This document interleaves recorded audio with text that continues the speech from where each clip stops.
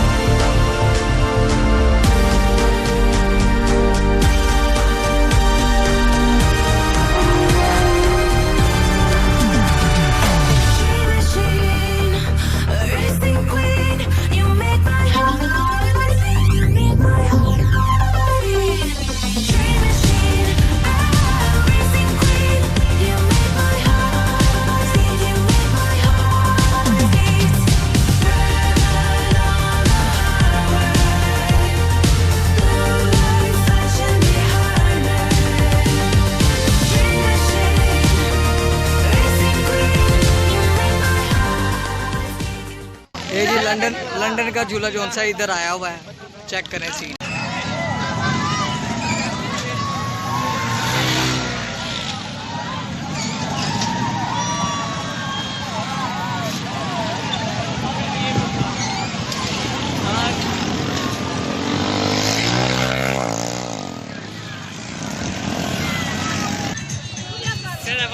hello hello हाँ